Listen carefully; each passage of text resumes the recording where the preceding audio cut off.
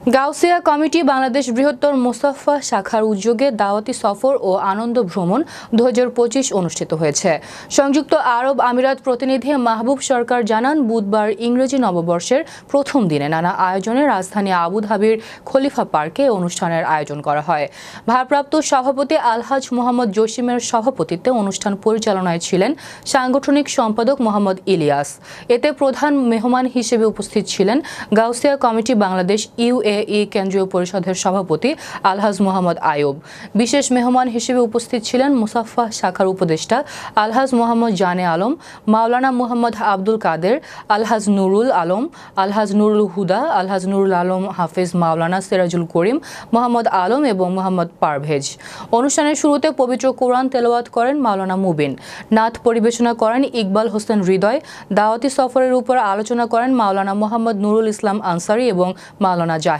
বক্তব্য রাখেন গাউসিয়া কমিটি বৃহত্তর মোসাফফা শাখার সাধারণ সম্পাদক গিয়াসউদ্দিন সহ সাংগঠনিক সম্পাদক খন্দকার জিয়াউল হক, সহ সভাপতি নুরুল আলম, মোহাম্মদ সেলিম, খোরশেদ চৌধুরী, আক্কাস, জাফর, যুগ্ম সম্পাদক জাহেদুল আলম, মোর্শেদ, আফসার এবং মোহাম্মদ জাহেদ সহ আরও অনেকে।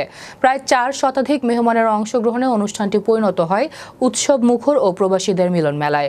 অনুষ্ঠানে বিভিন্ন আয়োজনের মধ্যে ছিল পবিত্র কুরআন তেলাওয়াত, নাতে রাসূল সাল্লাল্লাহু আলাইহি সাল্লাম, ক্রীড়া প্রতিযোগিতা, মধ্যাহ্নভোজ ও আলোচনা সভা ও পুরস্কার বিতরণী। আপনারা সবাই দোয়া করবেন। আর এই প্রোগ্রাম বেশি কারণে কি আমরা রমজান সময়ে ভালো মতো বিভিন্ন জায়গা থেকে আমাদের এখানে মেহমান বিন্দু আগমন করেছেন। শারজা, দুবাই, আবুধাবি এবং বিভিন্ন শাখা উপশাখা থেকে আমাদের যে মেহমান আছেন। আমরা আনন্দ উৎসব গাউসিয়ার ভাইদেরকে নিয়ে এই আনন্দ উৎসব করতে পারে নিজেকে ধন্য মনে করি। অনুষ্ঠানের মধ্যে অংশগ্রহণ করেছি।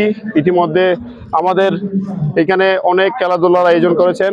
উৎসবের মুখর সবাই ইউএইর সর্বস্তর থেকে মানুষজন এখানে এসেছেন, সবাই একসাথে আনন্দ করতেছেন। এরকম অনুষ্ঠান করার আমরা করতে পেরেছি, ইনশাআল্লাহ আরো করব।